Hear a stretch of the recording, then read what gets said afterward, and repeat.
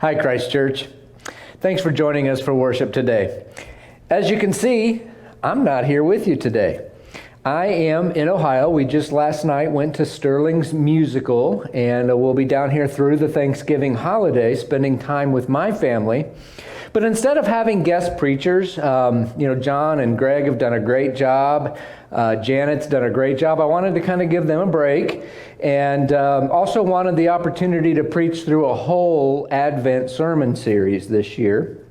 And normally I'm gone this time of the year, and so I have to do kind of an abbreviated Advent series. So this year I decided I was going to pre-record this Sunday's sermon, today's sermon and next Sunday's sermon.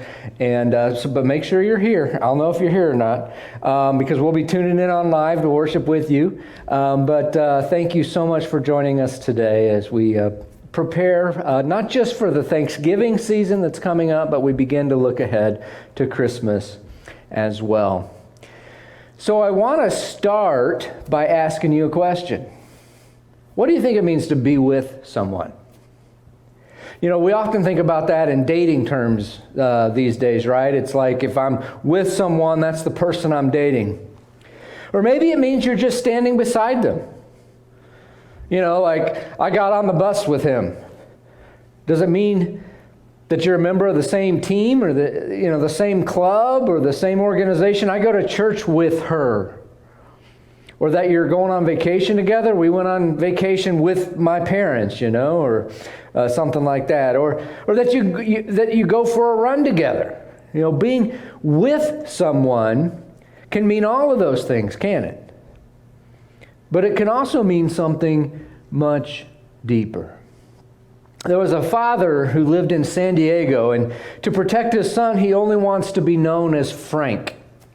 And he believed his son, who was homeless and a heroin addict living on the streets of Denver, he believed his son was on the verge of dying due to his addiction and his exposure to the elements from being homeless.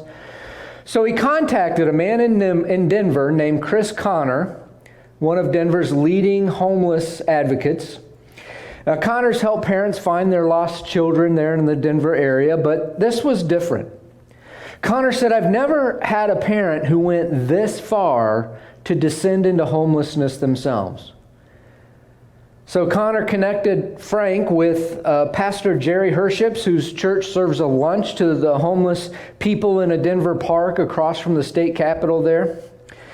And Frank described the moment he met his son on the streets in Denver. He said he has no idea that I'm walking towards him. I can see that he can't stand up without the support of a building. He would appear drunk to most people. To his dad, though, me, I know from past experience, sadly, that he's on heroin. Heavy. I go up to him and he starts to turn his back to me, and I don't even care. I just grab him and squeeze him as hard as I can. And then for a week, Frank became his son's shadow, wandering the streets during the day, sleeping on the banks of a river at night. He grew a beard. He ate handout sandwiches with his son during the day. He swatted away the rats at night. Meanwhile, his son got sick, was in and out of the hospital. He was stealing to buy more drugs. At one point, Frank told his son, "If you die, your mom and I die with you. We might still be here breathing, but make no mistake, we'll be dead inside." When he asked why he did it, Frank said, "The only thing I could think of was just go there, be with him, and love him. Show him how much his family loves him." Talk about being with someone. This dad totally identified with his son. He took on his son's identity. He became homeless. He lived on the street with him. He took on his son's suffering. He faced the dangers of being on the streets of Denver without walls or without locked doors or windows to protect him, not even a roof. He experienced what his addicted son experiences every day. The only thing he didn't experience, the only way he didn't identify with his son was in the addiction itself. He didn't take heroin himself.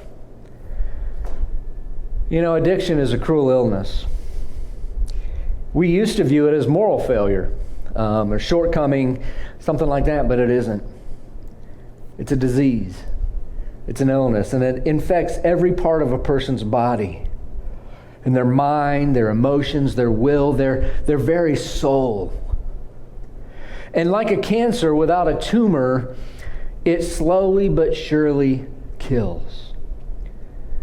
The addict can't just stop the addictive behavior or stop using the substance. In the case of substance addictions, the addicted person usually has to be medically supervised while they stop using.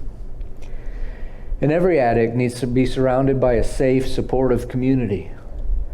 Hopefully a community that includes some former addicts, because the addiction is going to fight like crazy to survive. It takes some friends who know addiction well enough to recognize and not fall for the addict's lies and manipulation. The addiction lies. The addiction manipulates. It takes time and often several failures for an addicted person to safely reach and maintain sobriety. And they can never, ever let their guard down. This father was with his son in every way possible without becoming an addict. The only part of his son's brokenness he didn't experience for himself was his skin being pierced by the needle carrying the opiate heroin into his veins. That very true story is a great example of what God has done for us in Christ. There's only one problem with it. It doesn't go far enough. The father, rightly so in this instance, didn't allow the heroin itself to touch him. If he did so, he would no longer be able to rescue his son. He would be an addict too. His being with his son had to end there. His identification with his son had to end there. He couldn't become an addict too. In Jesus, God is with us in every way. He identifies with us in our human experience here in this world, broken and marred by sin. He takes our suffering and our fears and our insecurities and our pain and all of the dangers we face upon himself. He faces them too. But then he goes a step further. He allows the sin that runs through our veins to touch him, to pierce him. He takes our sin upon himself and faces our death and punishment for us. And unlike something any human father could do, he is victorious over that sin and the death and punishment it brings. He fully identifies with us. That father identified with his son more than most human fathers would or could. Most of us wouldn't go that far for a son or a daughter, or we couldn't. He went farther than most, but he went as far as he could, but he couldn't go completely into his son's experience. God enters our experience completely in Jesus. He fully identifies with us. He takes our sin upon himself. He takes our death and our punishment upon himself, and then he rises victorious. He is fully with us in a way that no human father could be. Turn with me to Isaiah chapter 9, verses 1 through 7. We're starting a new series of sermons today for Advent. I know it's a week early. It's not the first Sunday of Advent. But we're starting our Advent sermon series today. It'll continue right on through Christmas Eve. And we're going to be looking at some of the prophecies in Isaiah about the coming Messiah. So we're going to be looking at Jesus, about the birth of Jesus. We're going to be looking at the birth of Jesus through the eyes of the Old Testament prophet Isaiah, in a series called Good News for Troubling Times.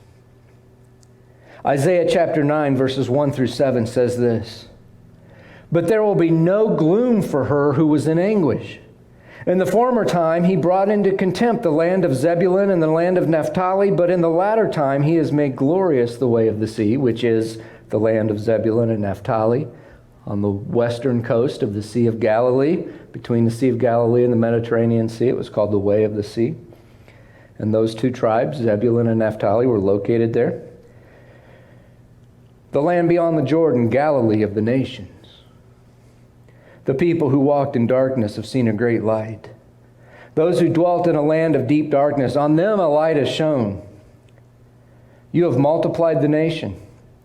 You have increased its joy. They rejoice before you as with joy at the harvest, and they are glad when they divide the spoil. For the yoke of his burden and the staff for his shoulder, the rod of his oppressor you have broken as on the day of Midian. For every boot of the trampling warrior in battle tumult, and every garment rolled in blood will be burned as fuel for the fire. For to us a child is born, to us a son is given, and the government shall be upon his shoulder, and his name shall be called Wonderful Counselor, Mighty God, Everlasting Father, Prince of Peace. Of the increase of his government and of peace there will be no end. On the throne of David and over his kingdom, to establish it and to uphold it with justice and with righteousness from this time forth and forevermore. The zeal, the passion of the Lord of hosts will do this. Up to this point in the book of Isaiah, the words of Isaiah have been kind of filled with gloom and doom. The first several chapters of Isaiah, with the notable exceptions of this passage here in Isaiah chapter 9 and the Isaiah's vision of God's throne room in his recounting of his call in Isaiah chapter 6. With those exceptions, the first part of the book of Isaiah and much of the rest of it are words filled with gloom and doom. They're dark and depressing.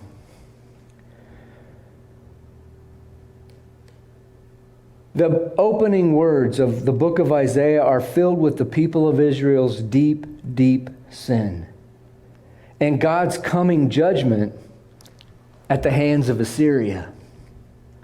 You remember the Assyrians, right? We just finished a series of sermons on the book of Jonah, and it's all about God's desire to save all people from sin, including the evil people of the world.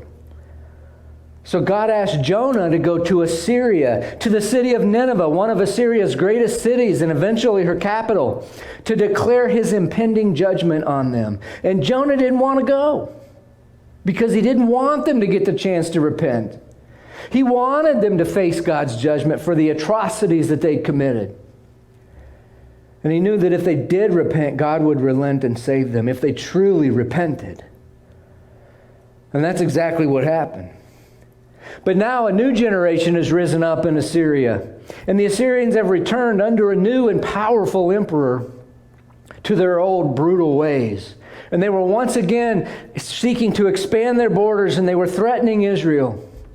And before God judges Assyria harshly, as he did for their harsh brutality, he's going to use Assyria, he's going to use her to discipline his own people, the people of Israel. I mean, look back at Isaiah chapter 8, verses 6 through 8. Because Israel has refused the waters of Shiloh that flow gently, and rejoice over Rezin and the son of Remaliah, the Assyrian gods. Therefore, behold, the Lord is bringing up against them the waters of the river, mighty and many, the king of Assyria, and all his glory, and it will rise over all its channels and go over all its banks, and it will sweep on into Judah, and it will overflow and pass on, reaching even to the neck, and its outspread wings will fill the breadth of your land. The Assyrians were coming. That was a big part of Isaiah's warning. They're coming. By the word of the Lord, the Assyrians were coming. Nothing Israel could do, nothing Judah could do could stop this. The bloodthirsty, harsh, brutal Assyrians, having returned to their old ways, were coming. And they were going to overwhelm the land of God's people like a flood, washing away all who stood in their path. And then look down at Isaiah chapter 8, verses 20 through 22.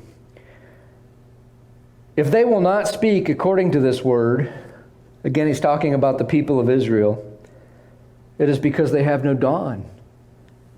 They will pass through the land greatly distressed and hungry, and when they were hungry, they will be enraged and will speak contemptuously against their king and their God and turn their faces upward, and they will look to the earth, but behold, distress and darkness, the gloom of anguish, and they will be thrust into thick darkness.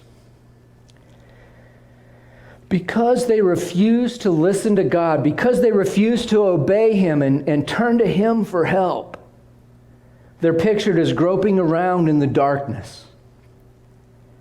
Ahaz is now king in Jerusalem. And under Ahaz, the people turned completely away from God. And they began to worship false gods. They were drawn in particular to gods representing power and fertility. Power and unrestrained pleasure. Does that sound familiar? We tend to think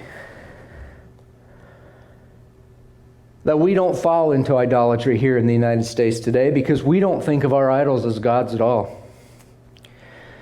And yet we pursue power and pleasure at all costs. To worship something is to regard that thing with great or extravagant respect, right? To give it honor and devotion. So what do we worship in the United States today? What's the number one issue in most elections? It's the economy, right? Money. Both the ability to make more of it and the amount we can purchase with a set amount of it. The health of our economy has been all over the news lately, hasn't it? Why? Because the dollar can't buy as much gas or as many groceries as it could a year ago, can it? And to be sure, that isn't a good thing. The farther down the economic ladder you look, the greater the impact of an economic recession or a depression. The poor take the brunt harder than people farther up the ladder because they don't have the reserve at all to absorb it at all. They can't just go from buying Kraft macaroni and cheese to Walmart brand. They don't have that kind of reserve. They take the brunt harder. Linda told me just yesterday that we're giving out 1 to 2 gas cards a day right now.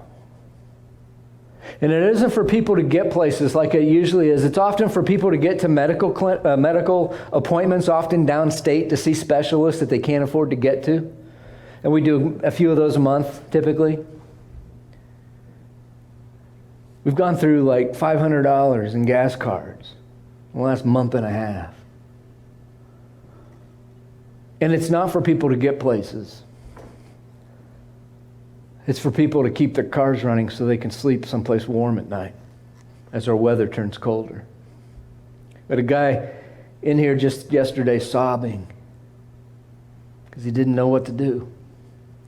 But he was cold and he needed a way to keep his car running. We have people who park their cars here in our parking lot overnight and sleep.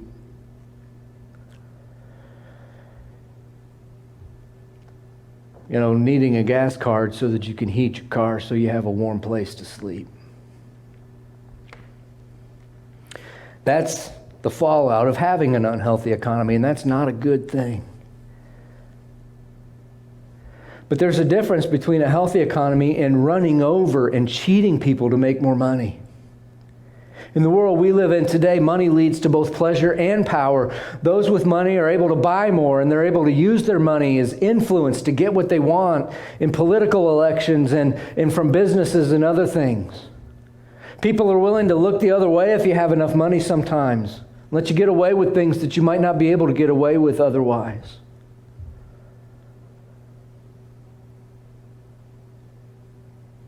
Pleasure and power. These are the gods we worship in America today. The same gods the Israelites worshiped in Isaiah's day. And when we pursue pleasure and power above all else, we wind up oppressing others. Using people who don't have as much money and don't have as much power and don't have the voice that we do to get more of what we want. You know, in the Old Testament prophets, the writings of the Old Testament prophets, idolatry is always linked with adultery, pleasure, and oppression, power. We spend more on ourselves than we need to and then don't have enough to help those in need of our assistance. The people that God calls us to help. We worship the almighty dollar. What are you willing to give up so that something that you don't really need, so that we can provide someone with a gas card so they can sleep in a warm car tonight. You know, before COVID, when we used to come forward and take communion, we would have baskets sitting up here. And we would do a special offering every communion Sunday. You know, it was usually just cash, but it was an extra offering that went toward what we call our benevolence fund, and it basically purchases gas cards. Since COVID, and since we've gone to these cups that we're going to use later today for communion, and we take communion at our seats, we haven't been doing that. Just this week, the board and I met, and one of the things we talked about was bringing that offering back. So what you're going to start noticing is on Communion Sundays like today, and we have more Communion Sundays than we used to, right? We used to celebrate it the first Sunday of the month. Now we celebrate communion every first, third, and if there is a fifth Sunday, the fifth Sunday. Then when you come in to receive communion, when you come into church on those Sundays, out on the table that contains these cups for you to pick up, there'll be a basket there for you to place the extra offering in there that goes to our benevolence fund so that we can help those who are hurting, so that we can help those who are vulnerable right now. Are you worshiping pleasure and power? What are you willing to give up so that we can help those in need? You know, back in 2019, there's an actress named Lori Loughlin. Her family was among many privileged families in the United States that was charged with bribing college admissions offices. She and her husband spent hundreds of thousands of dollars to get their children into the University of Southern California, which is a harder school to get into. They paid people to take the entrance exams for their kids. And they paid coaches to claim their children were on sports teams at the university that they weren't on. She and her husband both wound up with prison sentences because of the scam. And, you know, anytime a person goes outside the law to take what they desire rather than trusting God to provide what they need, they've begun to serve something or someone other than God. It's idolatry at work. And one of the reasons we're groping around in the darkness is because of our idolatry, our worship of pleasure and power above all else. But idolatry wasn't the only reason the people of Judah were groping around in the dark. They were also insisting on dealing with the challenges that they were facing on their own. They were refusing to listen to God. They were refusing to turn to God for help. They wanted to be self-sufficient. Ahaz, as I said, was their king, and he decided that the best way to deal with the Assyrian threat was to take a pro-Assyrian stance. So instead of trying to fight them off, I'll become their ally. And maybe when they sweep through the area, they'll just kind of ignore us and leave us alone. So they began to worship the gods of the Assyrians. Remember, power and pleasure. And they began to pay tribute to Assyria, hoping that when Assyria came with their armies, they'd move on past without paying much attention to Judah because Judah was kind of already on their side. The problem with that approach was that the other kings in the area knew that Assyria was coming too, especially the king of Israel up in Samaria and the king of Syria in Damascus. And they wanted to join the smaller nations in the regions together in this alliance to try to stand up against Assyria together. Maybe, with their combined forces and knowing the area, knowing the land the way that they did, the way that the Assyrians didn't, maybe they could make a stand against Assyria until they got tired of the trouble and just moved on. Kind of like what Ukraine is trying to do against Russia today. So when Ahaz, king of Judah in Jerusalem, when he refused to join that alliance and actually took a pro-Assyrian stance, Israel and Syria marched against him, attempting him to force him to join them. And when they did that, Ahaz panicked and actually reached out to Assyria for military aid. Lots of political and military intrigue and maneuvering. But what's the one thing no one did? No one. No one in Israel, no one in Judah or anywhere else sought God. They had a chance to. God's already proven through Jonah that he's willing right up to the very last moment to relent if people will turn to him. And they refused to do that. They were insisting on finding their own solutions to their problems. They were hell-bent and determined to do things their own way, to solve their own problems in their own wisdom and strength. Why do we insist on doing things our own way? What does it take for us to admit that we don't have the resources to deal with the things we're facing? I mean, we are, every one of us, mired in a deep pit of sin.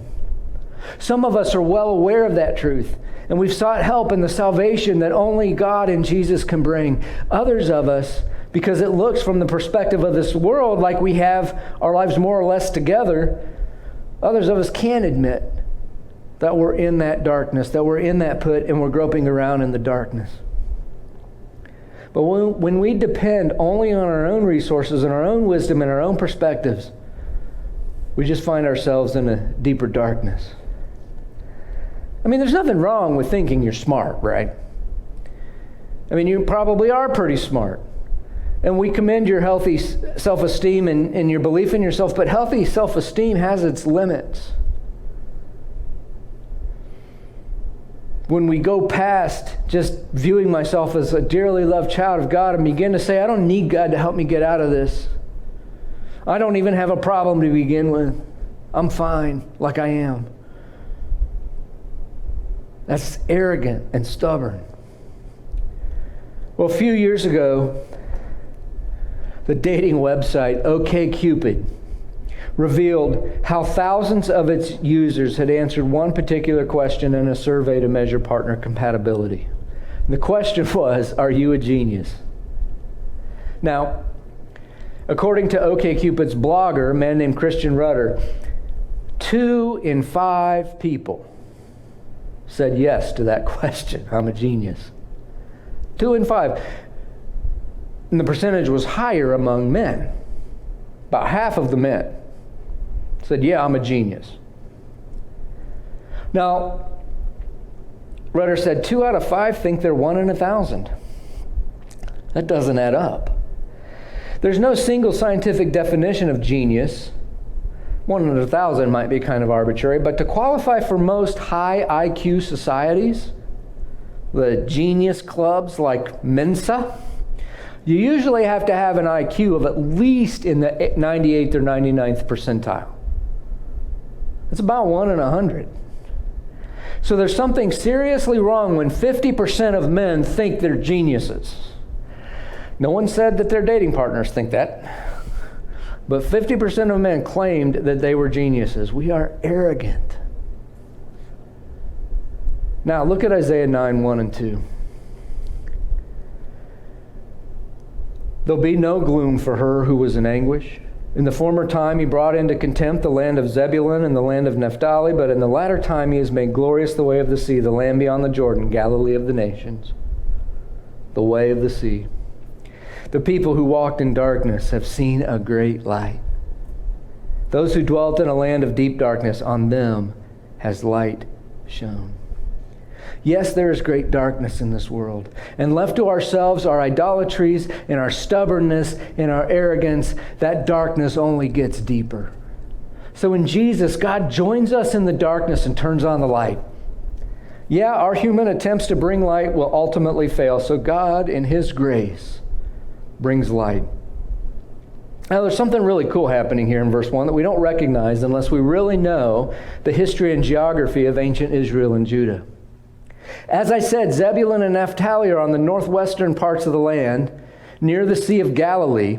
Naphtali actually makes up the entire western coast of the Sea of Galilee. It was Jesus' primary stomping grounds during both his childhood, that's where Nazareth was, and throughout his public ministry. Jesus spent most of his time around the Sea of Galilee. That area was also the first to feel the brunt of Assyria's conquest. It's where the Assyrian armies first swept into the region. They were the ones who first felt the brunt of Assyrian brutality. In the very place where the people of Israel and Judah first felt the deep pain of the Assyrian conquest, God would bring forth His salvation. In the land where the darkness was the deepest, God would turn on the light. The people of Galilee, the land of Zebulun and Naphtali, would see the light of God's salvation. And this is a sudden light, like the light of dawn, like walking into a darkened room and flipping on the light switch. It comes on suddenly.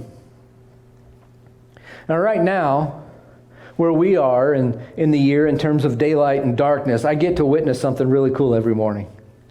When I go out to feed the horses, about 6:40 or so, and after I've dragged the boys out of bed, cajoling them, shaking them, eventually threatening them with bodily harm if they don't get up, things are really dark when I go out there. I make my way out to the barn in the dark, and I need lights both inside the barn and outside to see what I'm doing. I give the horses their morning grain in their stalls, and then I head back inside to let them eat while I start getting ready for the day. And then at about 7:15, when they've had enough time to finish their grain, and right before I leave to take the boys to school, I head back out to turn the horses out for the day. It's only been about 30 minutes, but it's like someone has reached down and turned on a light. Even on cloudy days, I don't need lights anymore. I can see without lights, both inside the barn and outside the barn. I can see to halter the horses and take them outside and open the gate and turn them out. There may be a hint of light when I go out for the first time, but it isn't enough to see. But when I go out the second time, I can see clearly. If you've ever sat and watched the sun come up, you know that while dawn can last for a while, the transition from dark to light actually happens pretty quickly and suddenly as the sun peeks over the horizon. In just 30 minutes' time, it goes from too dark to see without light to not needing light anymore, because the light of day has come. When we admit that our best solutions don't really solve anything, that we're in need of a Savior greater than ourselves. That was something Judah and Israel couldn't admit, that they needed to turn to God, that they needed a Savior. They wanted to solve their problems themselves. And they wanted to pursue power and pleasure above all else, just like us. We need to admit that our best solutions don't really solve anything, that we're in need of a Savior. When we admit that, it's like the lights come on. We're no longer groping around in the dark, bumping into things and tripping over things that we can't see with our very limited vision. Yeah, it hurts when the lights are first turned on. That's one of the things I do when I can't get the boys out of bed, right? I turn on the lights in their bedrooms. At first, it hurts because your eyes have adjusted to the darkness. You've gotten used to the darkness. You've gotten comfortable there. But then once you blink a few times, your pupils shrink, the light lightens the mood. And by the time we leave, the boys are actually in a good mood. They get ready for the day. Yes, it hurts to admit that we need help, that we need a Savior, that we need God to turn on the light for us. It hurts to give up ways of coping that make things worse, but that feel so good. It hurts to admit that left to our own devices, we've made a mess of things. The good news is that our sin and rebellion are not enough to keep God's light from us. If we want to be freed from sin, nothing can keep Jesus away from us. There's no sin, there's no rebellion so deep that God and Jesus will not wade into it with us and for us. But we cannot choose our sin over Jesus and still have light.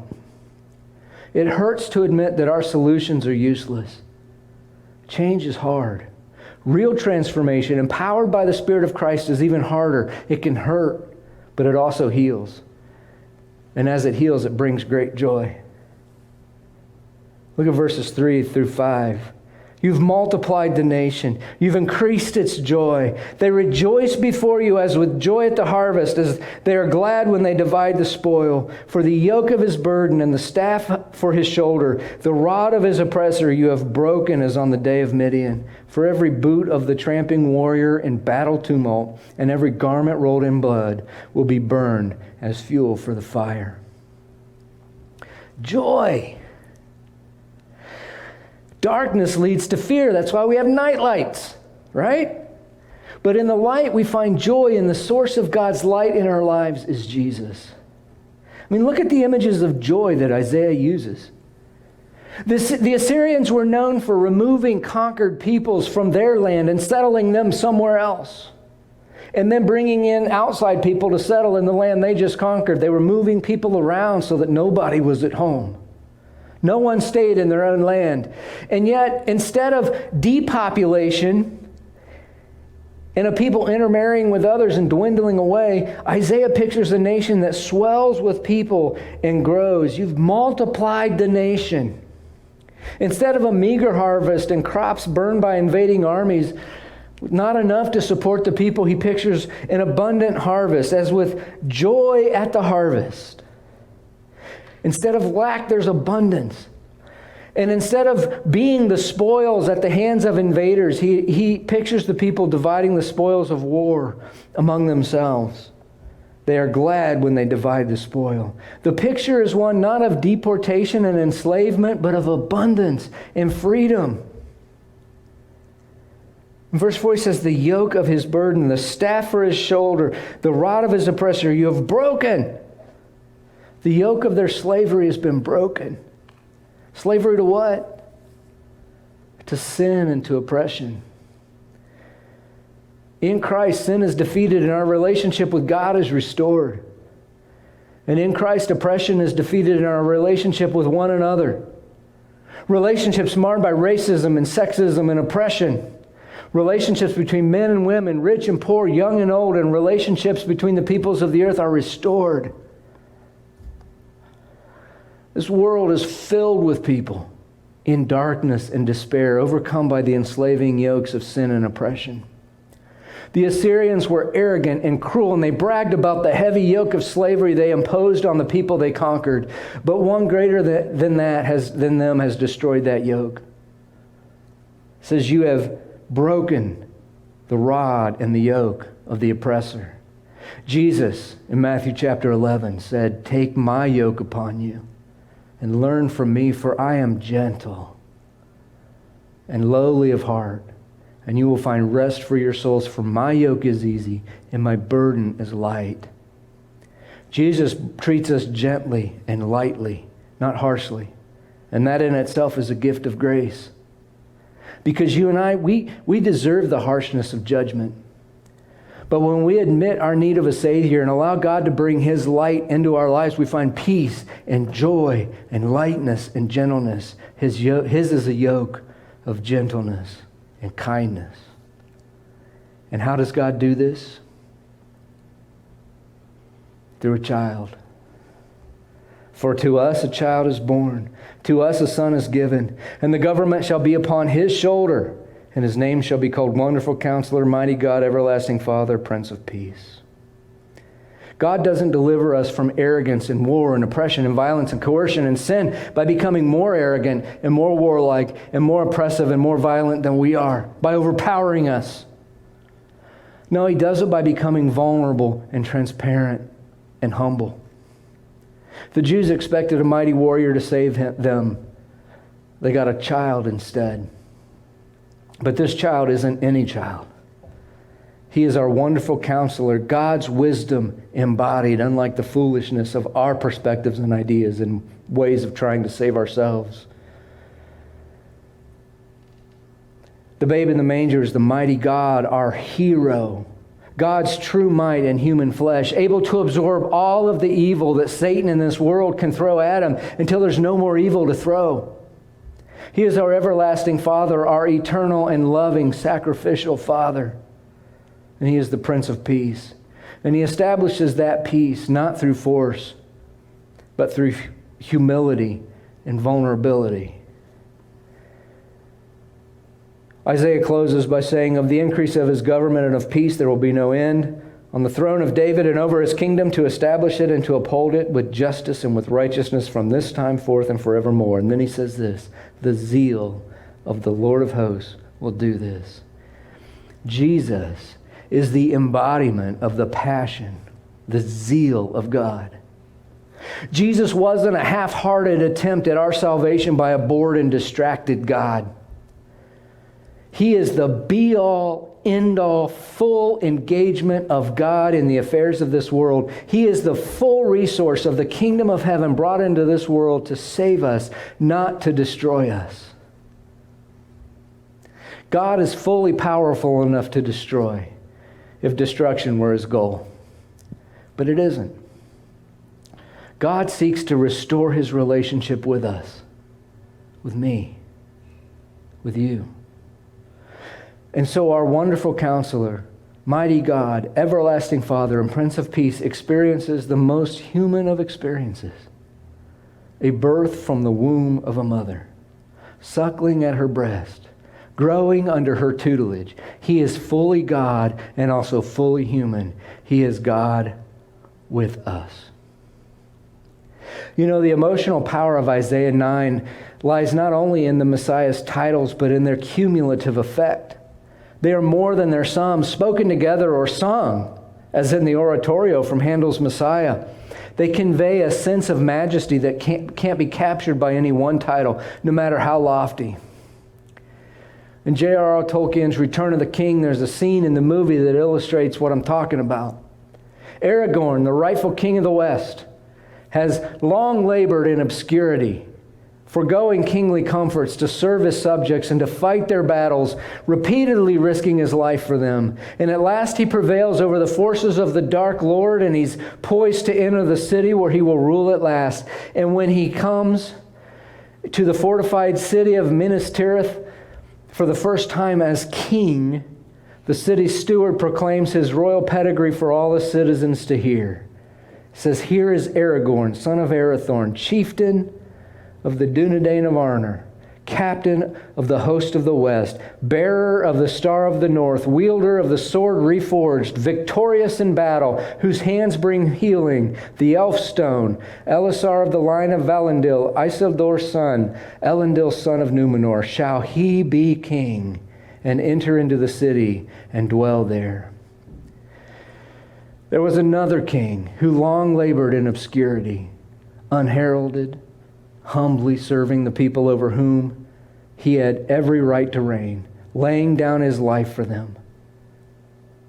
Today he claims the throne of our lives. Here is Jesus Christ, the second Adam, the bright and morning star, the first and the last, victorious in battle, whose hands bring healing, mighty second person of the Trinity, Son of David, Son of Man, Word of God incarnate, the wonderful Counselor, the mighty God, the everlasting Father, and the Prince of Peace. Shall he enter our hearts, our church, and dwell there. In a story called "The Manger is Empty," Walt Wangerin shares some of his personal memories from Christmases past in his life. And in one chapter entitled "A Quiet Chamber," he remembers Christmas 1944. That year, in the days leading up to Christmas Eve, his father did the same thing he always did at Christmas time. He went into a room in the house, and he took off the outside doorknob so the kids couldn't get in, and then he decorated a Christmas tree, and he stacked all the presents under it, and waiting for the big reveal on Christmas morning. But there was no way for the kids to get in that room. As he carried on his tradition, the Wangerin kids did the same thing they always did at Christmas time. They stood outside the door dreaming about what awaited them come Christmas morning. That is every child except Walter that year. You see, he turned 10 in 1944. And he writes, "I had that very year become an adult. Silent, solemn, watchful, and infinitely cautious. While his brothers and sisters could barely contain their excitement, he held himself, he says, in severe restraint. Why? Because the Christmas before, he had watched a kind of a traumatic moment unfold. For some reason, nobody was able to figure out why. His brother, Paul, when the doors had been opened for Christmas, had just burst into tears. He experienced, for some reason, a really deep sadness on that Christmas morning. And that left a mark on Walter. He said, "I was shocked to discover that the Christmas time was not inviolate. I was horrified that pain could invade the holy ceremony. And I was angry that my father had not protected my brother from tears. He was just shocked that tears could be a part of Christmas. And he adds, besides, what if you hope and it doesn't happen? What if you don't get the gift you're hoping you get? It's treacherous to hope. The harder you hope, the more vulnerable you become. And with all of that in mind, he decided he was not going to make himself vulnerable like before. He was not going to hope. He was not going to be caught off guard by whatever might happen when his father opened the door on Christmas Eve. But when the time finally came for the tradition to meet its climax, when the dad threw open the doors to the room he'd been decorating, he stood beside his anxious brothers and sisters, and he was the only one with a frown. His father opened the door to the room, and all the kids ran in, gasping and giggling over what they saw. Everyone but Walter. He stood in the doorway, gazing at the tree and the pile of presents. And then he turned to look at his father, who stood there waiting. And what he saw caused Walter to have an emotional outburst of his own that Christmas Eve. One that was quite unlike Paul's from the year before. He writes, "There was my father, standing in the center of the room and gazing straight at me. And this is the wonder fixed in my memory, that the man himself was filled with a yearning, a painful expectation on account of me. He wanted me to have fun. He wanted me to be excited. Everything else in the room was just as it had been the year before and the year before that. But this was new. This thing I had never seen before, that my father too had to trust the promises against their disappointments. That's what his steady eyes on me told me. But among the promises to which my father had committed his soul, the hope and his faith, the most important one was this, that his eldest son should soften and be glad and enjoy Christmas. He gazed at me, waiting for me. Waiting for his Christmas to be received by his son and returned to him again. And I began to cry. Silently, merely spilling tears and staring straight back at him, defenseless because there was no need for defenses. I cried, glad and unashamed, because what was this room for so long locked, which I was entering? It was my own heart. And why had I been afraid? Because I thought I'd find it empty, a hard, unfeeling thing. But there in that room was my Father. And there in my Father was the love that had furnished this room, preparing it for us no differently than he had last year prepared it, yet trusting and yearning and desiring our joy. And what else could such a love be but my Jesus drawing near? And I leaned my cheek against the door jamb and grinned like a grown-up 10-year-old person. And I sobbed as if I were 2.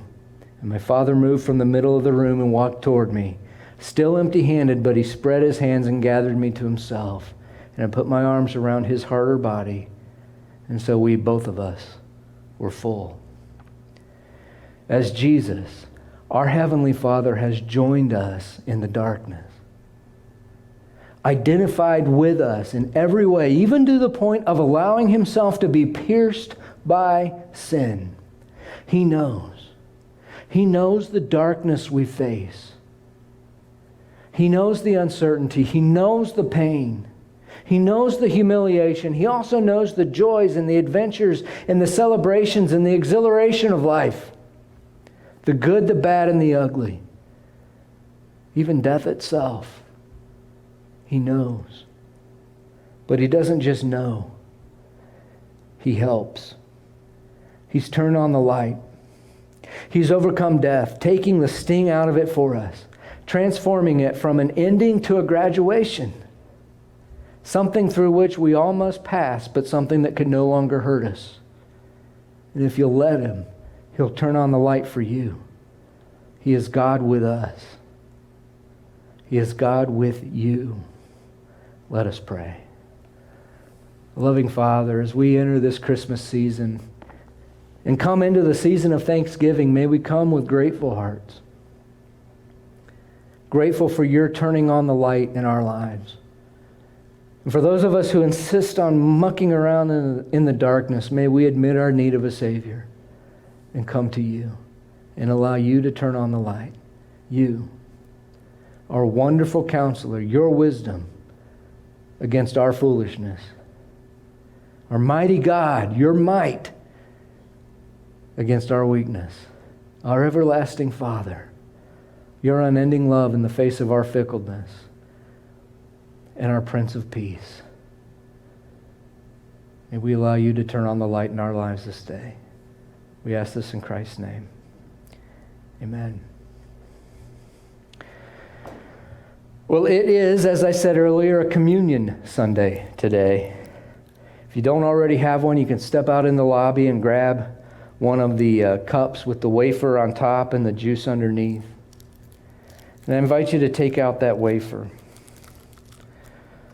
And as you do, allow yourself to remember the extent, if I can get mine out of here, to which God chose to identify with you and with me. There it comes. He went all the way. He allowed sin to touch him. He allowed death to touch him. He allowed his body to be broken. He took upon himself our sin, and he took it into himself, and he defeated it. And so we come to this table remembering that on the night Jesus was betrayed, he took bread and he broke it. I invite you to break your wafer. And as he broke it, he said to them, "This is my body broken for you. This is me with you, jumping fully into it with you. Take and eat in remembrance of me."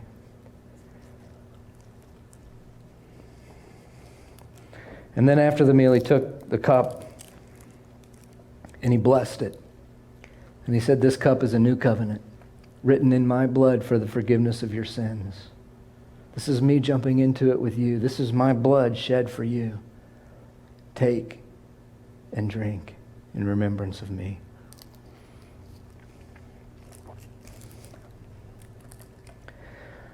Our loving God, thank you for this reminder of your great love for us.